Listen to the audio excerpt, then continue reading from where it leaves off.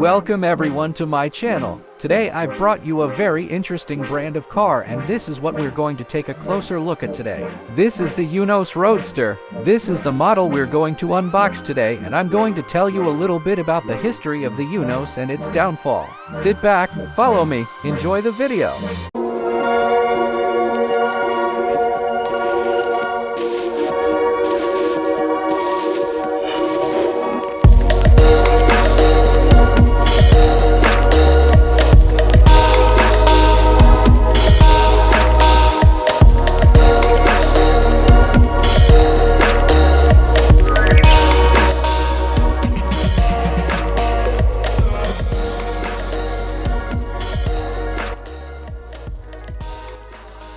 One of my favorite manufacturers specializing in Japanese models is Ebbro. What I really like about Ebbro is that they use a lot of different box designs, so they don't have a uniform look like other manufacturers like Minichamps.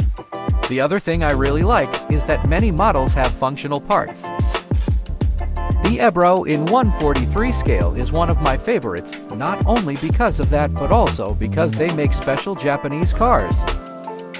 A lot of manufacturers release their convertibles and roadsters simply without a roof, so in this case I give huge kudos to Ebbro for adding a hard top, a soft top, and a fold-down soft top.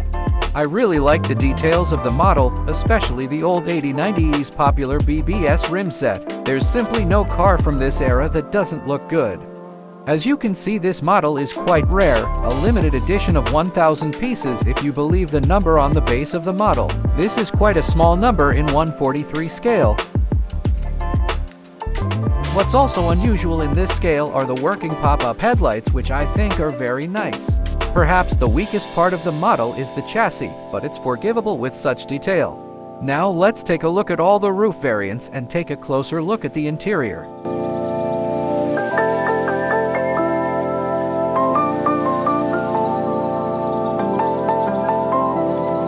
Simple can't get enough of how the pop-up headlights work.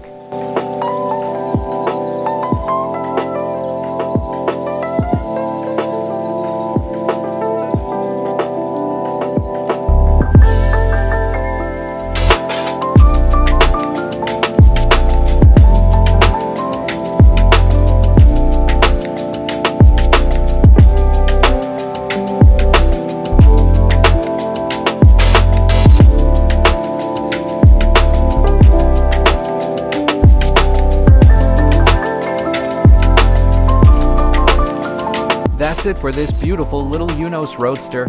I think it's a very special model. I can only recommend it to everyone. In this scale, I think it's the nicer and a Roadster. If you can find a good price for it, you can get it too. Now the story of the Eunos brand.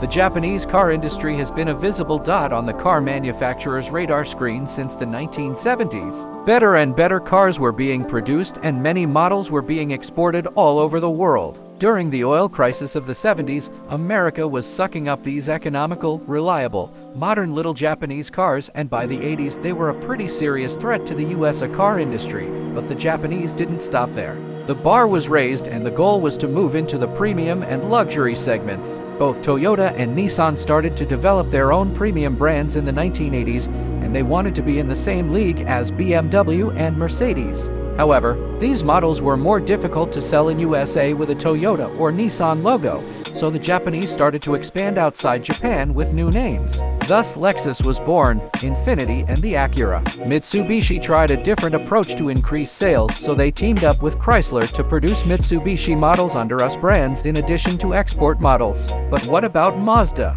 Mazda also bought the Amati luxury brand in the late 1980s, in 1988 to be precise. Mazda was always a smaller company than, say, Toyota, Honda, or Nissan, but their aim was to be the third largest Japanese car manufacturer. So they founded not only Amati, but also Autosum, and later Eunos and Onfini. By 1991, the project was green-lighted, but with the Japanese economic collapse in 1992, it was cancelled by the end of 1992. Autosum became a sub-brand specializing in K and small cars, mainly using Suzuki models, but these cars were only produced for the domestic market. The second member of the trio was the Eunos sub-brand, which was exported but only to Australia, which I think was a huge mistake. mistake, as there would have been demand for a number of models, I think the Cosmo for example. Finally, the third brand was the luxury brand Onfini. All of the Onfini models were rebadged Mazda. The only model that was unique was the MS8. Of course, these models were also only made domestically, so it was to be expected that this trio would not have a long life. By 1997, each of these sub-brands had ceased to exist.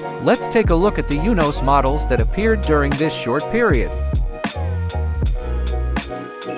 The first one is the Eunos 100, which is a BG323F, or Ostina as it is known in the Japanese domestic market. The engines were the same as those available on the other markets, so it was available with 1.5-liter, 1.6, and 1.8-liter engines. Next up is a very interesting car, the Eunos 300, also known as the Mazda Persona. The interesting thing is that it is a hardtop sedan without a B-pillar. It was also a Japanese domestic model with a 1.8 or 2-liter engine that drove the front wheels. It is one of the most beautiful Mazda follows, in this case the Eunos 500, or in other markets Mazda Zetos 6. It is a beautifully shaped car, really far outclassed in equipment by the German premium brands of the time, but its engine range was rather sparse outside Japan with 1.6-liter and 2-liter V6 engines. In Japan, this was supplemented by a 4-cylinder and a V6 1.8 respectively. And now we come to the 800, the flagship of Eunos sedans.